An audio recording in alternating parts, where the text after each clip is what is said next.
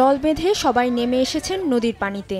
গরম থেকে একটু স্বস্তি পেতে কেউ বা চাপকলের নিচে বসেছেন, কেউ বরফওয়ালার চারপাশে ভিড় জমিয়েছেন একটু বরফ কেনার আশায়।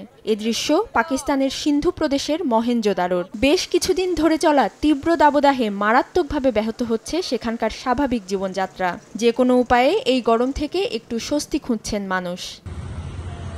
সোমবার অঞ্চলটির তাপমাত্রা 52 ডিগ্রি সেলসিয়াস ছাড়িয়ে যায়, যা চলতি মৌসুমে পাকিস্তানের রেকর্ড তাপমাত্রা। এরই সঙ্গে পাল্লা দিয়ে চলছে ঘন ঘন লোডশেডিং। দাবদাহের কারণে দোকানপাটে ক্রেতা কম থাকায় লোকসানের কথা জানিয়েছেন ব্যবসায়ীরা। তীব্র গরমে বেড়ে চলেছে হিটস্ট্রোকে আক্রান্ত মানুষের সংখ্যাও। জানা গেছে, সিন্ধু প্রদেশের জাকোবাবাদ শহরে দৈনিক 10 থেকে 12 জন হিটস্ট্রোকে আক্রান্ত রোগী ভর্তি হচ্ছেন।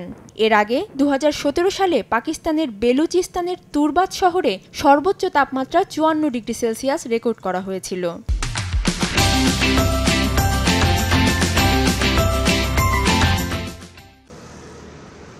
এদিকে শুধু পাকিস্তানেই নয়, ভারতের উত্তর পশ্চিমাঞ্চলের রাজস্থানেও চলছে দাবদাহ। এ রাজ্যের সর্বোচ্চ তাপমাত্রা 46 ডিগ্রি সেলসিয়াস রেকর্ড করা হয়েছে। আগামী দুদিনের মধ্যে সেখানে বৃষ্টির কোনো সম্ভাবনা নেই বলে জানিয়েছে আবহাওয়া অফিস। অধরা শ্রেয়সী অথৈ, সময় সংবাদ।